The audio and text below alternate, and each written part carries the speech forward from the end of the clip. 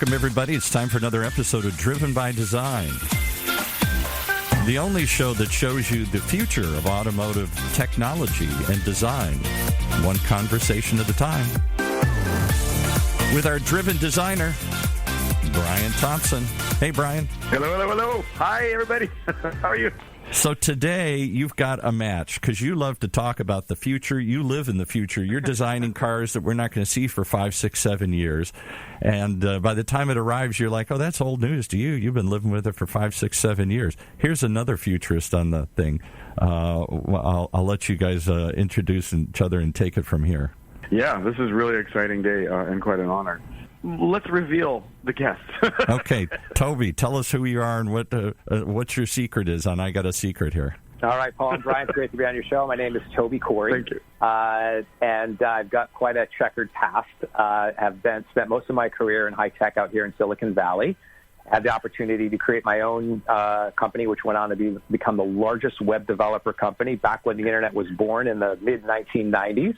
We grew it to $1 billion in revenue, 5,000 employees operating in 17 countries around the world, doing some of the most leading internet projects for half the Fortune 250, the likes of Ford Motor Company and Harley Davidson and Amgen and Levi Strauss, and the list goes on and on. Go through a successful IPO, and then had the chance to retire early. And being a restless soul, I was really bored.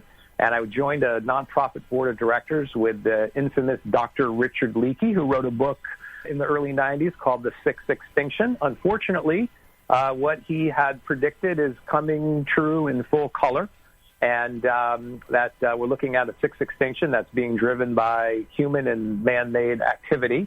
That inspired me to start thinking about this challenge, and at that time I had the opportunity to join Solar City as their chief revenue officer, go through a second IPO, and then had a chance to retire again, and then got a call to go back as Solar City was in discussions with Tesla, and went on to join that and was running the Tesla Energy Group. And lastly, I'm going on my 10th year teaching entrepreneurship at Stanford University. And, I'm get exposed to lots of really creative thinking. Yeah, it's quite a resume, and it's really, like I said, an honor to have you on. A fellow futurist in the largest possible scale. One of the first questions that would come to my mind, I think, that people would be interested in hearing is, where are we going in terms of what is it going to look like for people driving in the future? And you know, we both live in a world where most of what we do is confidential, and that typically has to do with the product itself. But there are shared ideas about what we're doing. Are we going towards singularity, I should say, or what is the future going to look like for us with autonomy and all of this changing way that we consume mobility? God, that's a fascinating question. So let me look into my crystal ball a little bit, but let me also give some context. So it's been amazing working at Tesla. Elon Musk is, I think, the greatest entrepreneur in at least 100 years, if not longer. He is a force of nature. His ability to think really, really big is second to none. His ability to create a culture of extraordinary challenges that you don't think you could ever meet that goal, and by hook or crook you end up doing it. And then this ability to really focus and execute on the most important aspects of the business. And although it sound really simple, in practice it's quite hard to do, especially juggle all those three balls at once. And Elon just has that ability to do that. So he is, as you know, he's transforming the automotive industry. No one thought he could do it, and he's done that by transforming the driving experience. And his R&D lab is so far in front of anything out there. It's going to be a wild, wild future. So that's one aspect of that. I do think that, level 5 autonomous driving is going to be here in our lifetime in the very, very near future. But I think that's just one piece of the puzzle. I think that what he's doing with the Boring Company is going to have some extraordinary benefits. And most recently, one of our most exciting startups in Santa Cruz, California, is Joby Aviation. They just raised, I think, $590 million. They're based in a little town right outside Santa Cruz called Bonnie Doon, which has the world-famous Alien Winery. But Joe Ben was also a Stanford engineer, a successful entrepreneur, and he's basically building electric helicopters. Think about the opportunity to go from Santa Cruz to San Francisco in 12 minutes.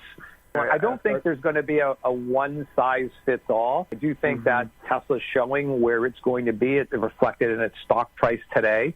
I think it's so far out in front in that sector. And I think that with AI emerging and autonomous driving and I think other formats, we're going to have kind of a bit of a la carte where the consumer gets the best of everything. No, I was going to ask you when you mentioned the helicopters. When you say helicopters, so our viewers understand, are you thinking vertical takeoff drones or helicopters in the traditional sense of a helicopter with a tail kind of situation?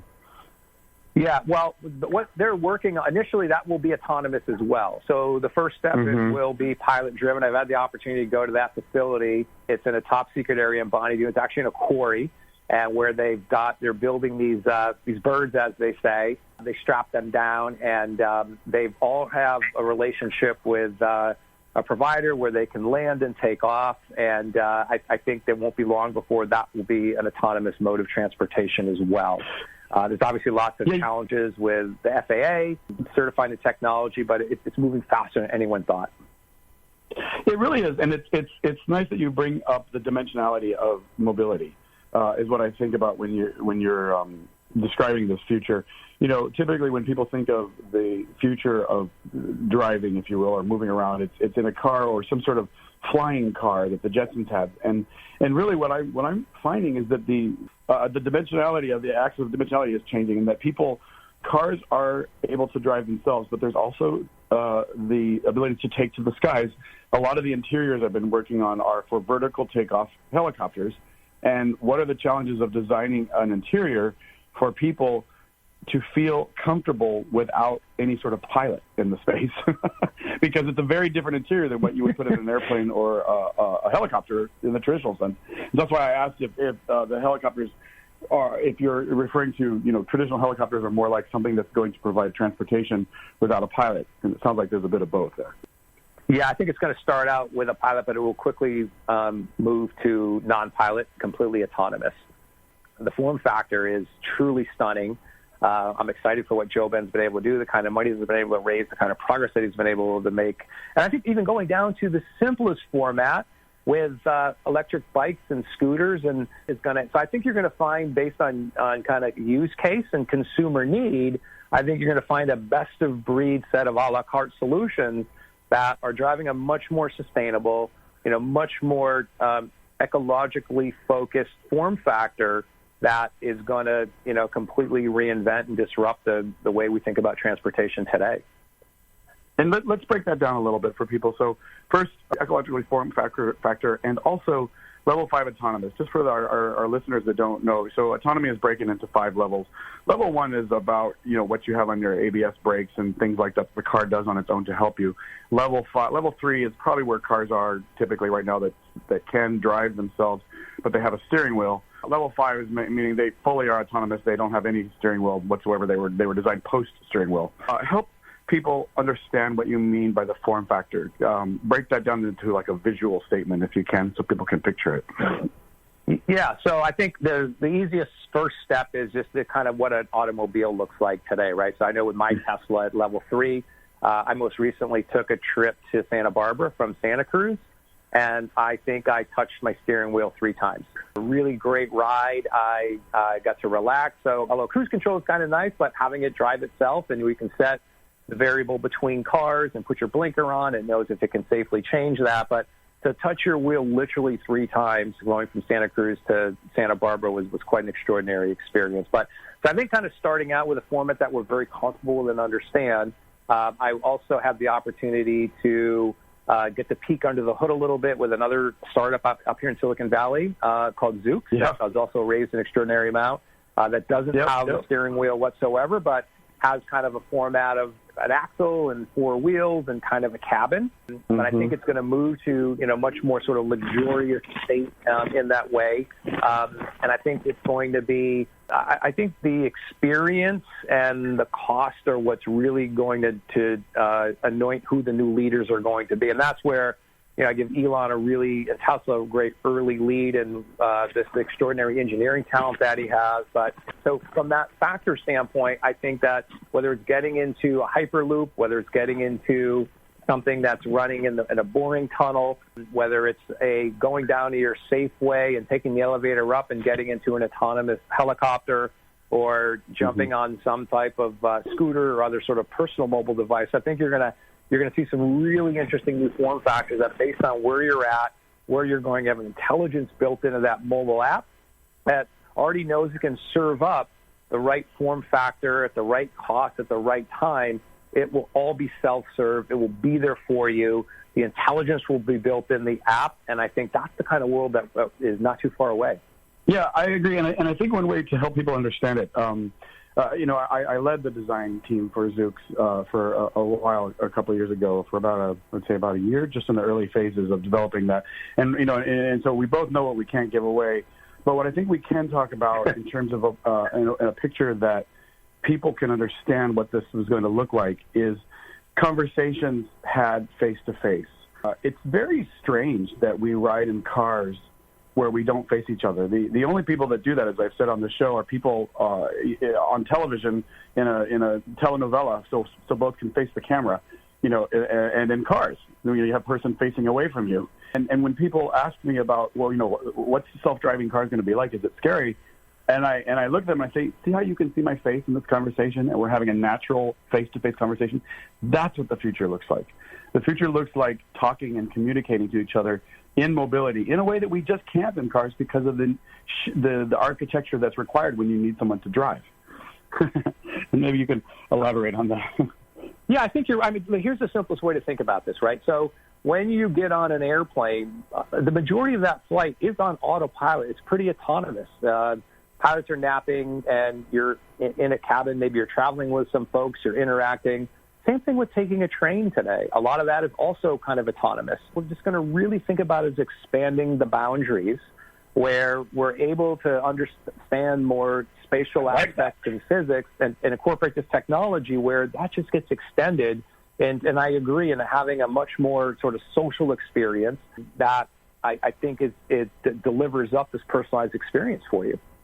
The idea of being able to be more social and connect in a way where you take your hands off the phone and you take your eyes out of the phone, I think it's a bit of a lost generation for the millennials that have been raised this way, because I think the future is going to be much less about being in your phone and much more about connecting, facing each other, and not just in automotive, the fact that you sit in cars where you face each other, but also that the technology is going to move out of a device into a space that's more deconstructed and more personal, communicative. But I was going to ask if we could shift gears here for a minute, because you've had such a unique opportunity in your career to work for a true visionary, and I'm talking about, obviously you've worked for many visionaries, and you yourself are quite a visionary, but to work specifically for Elon Musk, a lot of this podcast is about people who've done something unusual, taken a risk, been afraid, and then succeeded at taking that risk. And I think of Elon Musk, certainly when people ask me who my largest influences are, I always say Elon Musk and Dolly Parton, right? Because both of them have really made themselves, and they've changed their industry and they've put such an interesting message into the world of possibility. And I've never met either of those people, but you have. And actually, Dolly Parton lives 2 doors down from me, so I've walked my dog in front of her, but I've never had a conversation with her because I try to respect her privacy.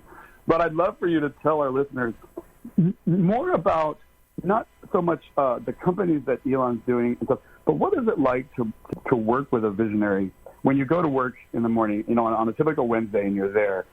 What do you absorb from this person by being around him?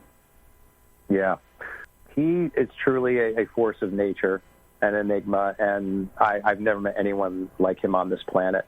I think I mentioned that at Tesla, excellence is barely a passing grade.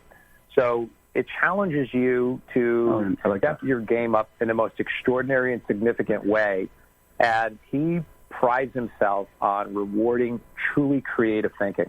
And it's that kind of environment in there. And the same token, the challenges that you have there are so extraordinary. You look at your goals and you look at what you need to accomplish there, and you're like, there's no effing way I'm going to be able to do this. And you find a way. He's such an inspiration because he leads by example.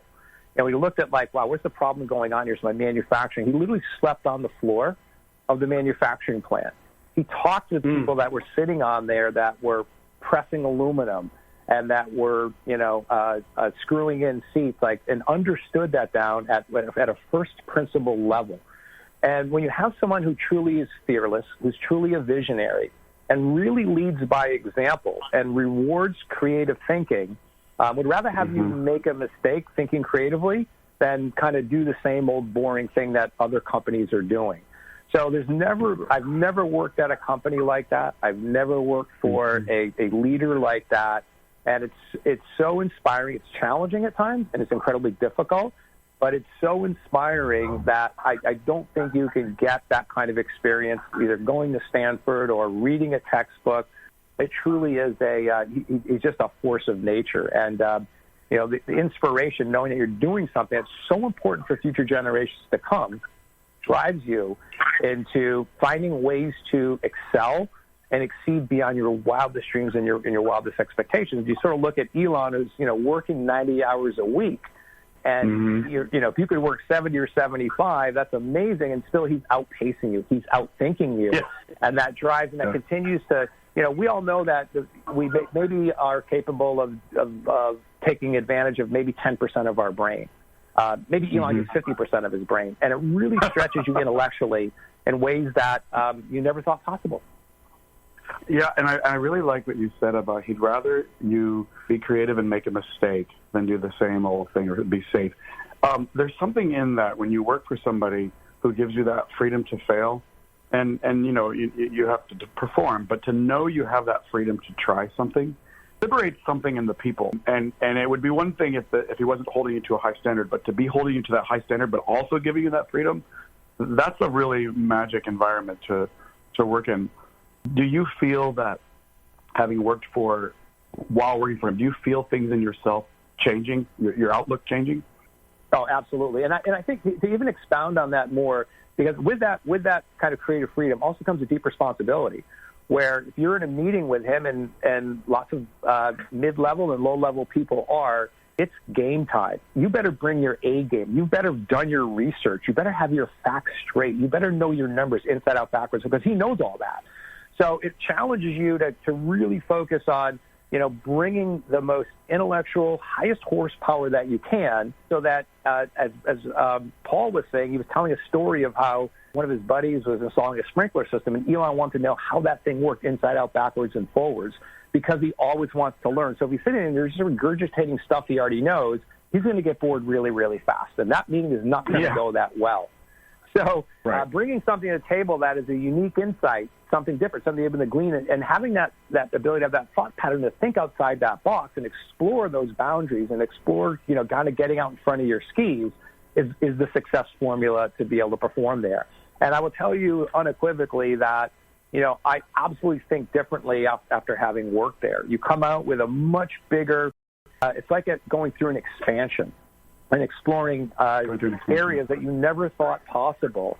And when you see someone that is operating at that level that you've never experienced before in your life in any educational institution or as a company that you've worked with, and I've gotten some of that as I'm a big fan of Ram Dass and Terence McKenna and others, and they're so inspiring to read about these philosophers and the extraordinary advancements in quantum mechanics. But to be, instead of reading that, to work with someone there that's doing that, it's magic. It is magic. And I want to give us some time to allow you to talk about your philosophy of sort of reprogramming the way you see the world. As a segue to that, a lot of our listeners are very visual people. So I've had on the show Tom Matano, who was my mentor. He created the Mazda Miata RX-7. And the way he taught me car design is exactly what you're talking about. You said you have the freedom to fail, if you will, but you are so inspired to bring your A game because you are expected to deliver. And that's what I always felt about Tom, is that he made me a better designer, not because I was afraid of him or I was going to have some sort of repercussion for not performing, but because I could never in my wildest dreams be as good as he is. He just exuded the talent, and you want to bring your A game for somebody like that really walks the walk. Tom doesn't do a lot of talking. He does a lot of observing and encouraging, and I love that environment, and I think a lot of our listeners will relate to what you're talking about. But let's pass into a bit more about you, because I want to give us some time and give you some time to talk about this philosophy. It's fascinating to me. Do you mind sort of giving a synopsis of what you mean by reprogramming the way? Reprogramming. Yeah, so let me, before I jump into that, let me just expound real quickly on the concept we were just talking about, because I think I can, for those folks, your listeners that have played sports, and I wrestled in college. I was crazy enough to actually become good friends with Frank Shamrock, who was a 4-time UFC world champion. I started doing mixed martial arts and cage fighting. I'm 58 now at 46 years old, so anything's possible in your life. But I remember wrestling and being coached by some of the greatest coaches, and when you're practicing at the highest level, and you go out there and you compete, and whether you win or lose, and you've left it all out there on the mat, that's what working at Tesla's like. You leave it all on the mat, whether it's a basketball game or a wrestling match or a football game, and you have that feeling where you're in flow, and like, I left everything out there. I've prepared so well for this. That's just an extraordinary feeling. I'm kind of getting goosebumps even describing it to you right now, but that's probably sort of the best analogy for your sports listeners out there. So, okay. Let me transition, because as I was talking with Paul, I kind of, coming through that experience, sort of look at the world through two sets of lens. So one is what I call the tactical lens, which is like, hey man, we all know that government is fairly corrupt, it's bought and paid for, but you still got to vote. A lot of the paradigms that we are exist in today need to be either completely reformatted, thrown out, reprogrammed, innovated, disrupted. So those are things that we have to do. We're playing on the old rules, and we easily become conformists and what I call enter the zombie world, where our neuroplasticity begins to erode. We all basically have the same thoughts, the same actions, and the same emotions. Okay, this is great. Yeah, and I've broken that down, and I've got lots of data. I don't have the time on your show to do that, but I'll talk a little bit about that when I'm in Orange County, that 99.9% of the world flows into you get stamped in this society, you become a zombie, you make a lot of money for a bunch of other people, you're very unfulfilled, you're bored with your life, you lack meaning, and the structures that we exist in benefit very few. The top, 1%, even 10% have created so much wealth for themselves over the last generation, while the middle class and the lower class suffer. So aside from all of that, there's then the other part of the lens that I look at the world, which is much more strategically. And going on my 10th year teaching at Stanford right now, which is really a portal into the future, to see how an 18, 19, 20, 21-year-old, very intelligent person is thinking about the world, and they are a generation that I have never seen before and are thinking very differently. The way that the kind of impact they want to have on the world, the types of products they'll buy, the products they won't buy, the kind of people they want to become, the kind of people they don't want to become, the companies they will work for, the companies they won't work for. And I think part of that has to do with what I would, categorize as probably the greatest innovation in over the last 100 years, which is the Internet. The Internet represents the mind of humanity. And when I was going to school, to do a book report, I would go to the library and pull Britannica Encyclopedia and plagiarize on the Ottoman Empire or something. The amount of knowledge that you can acquire today in the palm of your hand is unprecedented right now. So I think that they are operating at a very different level, and I can't quite explain it, but they also have a very different social perspective.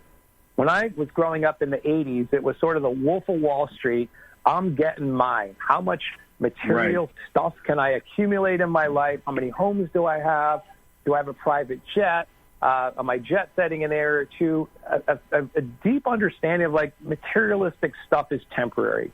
This existence that we have in this human body has a beginning, a middle, and an end, and you don't take anything with you. So all you leave is your soul, right? You leave that. What indelible mark do you want to leave? And they're having these very deep philosophical thinking that was way beyond my thinking when I was 21. When I was going to college, it was like, hey, man, how much booze can I drink and how much drugs can I do and how many women can I meet? And that was pretty much it. So we've seen a 180-degree change right now. So I start to sort of think about that and say, okay, of this new generation and being able to understand how they're thinking about the world, then spending a lot more time in exploring things that I hated in school, like philosophy and physics, particularly quantum mechanics, and working with some of the greatest business leaders in the world, and kind of what does that look like? And I've come up with what I call just the start of a conversation in a brand called Zentrepreneur Life. So just put a Z in front of entrepreneur, and it represents today what I just call the start of a conversation. I don't claim to be any great philosopher or anything extraordinary here, other than my mission and focus strategically is how do I inspire more creativity for greater good? That's the simplest way that I could put that. We are all born. One of the things that makes our species so unique is this infinite ability to create. And then when you get thrown into planet Earth and you become a zombie, you lose all of that.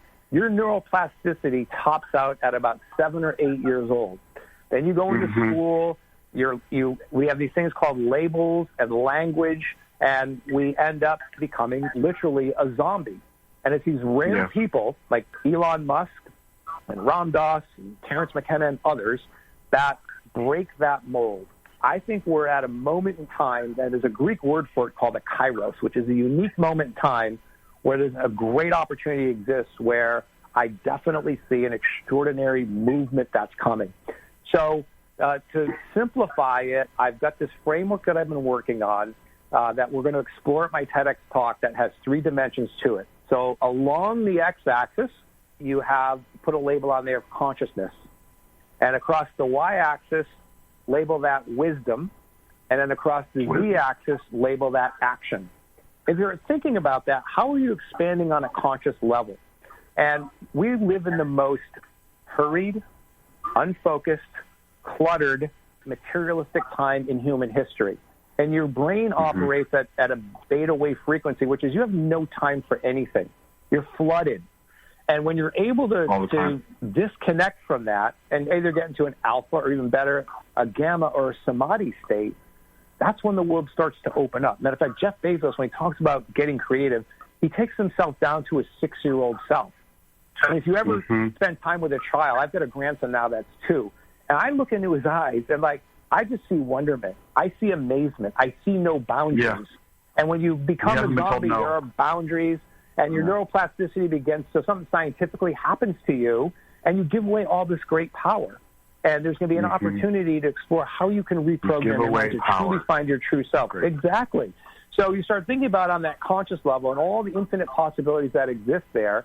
And then from a wisdom and knowledge standpoint, what are you reading? Who are you interacting with? How are you expanding along that dimension? Or are you literally falling into an echo chamber, or I just say staying in the same swim lane? And social media perpetuates that. Matter of fact, if you go on LinkedIn and you start to request LinkedIn connection with people that you don't know, you're actually going to get a message from LinkedIn, and I actually have this, that says, hey, do you really know this person, Toby? Or if you do it too many times and people click they don't know you, you're going to get a warning from LinkedIn. So they want to keep you in the same swim lane. Facebook and Twitter, they all work the same way. How are you expanding if you literally are in the same swim lane? And you're only connecting with the same people. Exactly. So there was a study done back, I think, around 2011, 2012, in conjunction with Forbes magazine and some data scientists and Steve Jobs.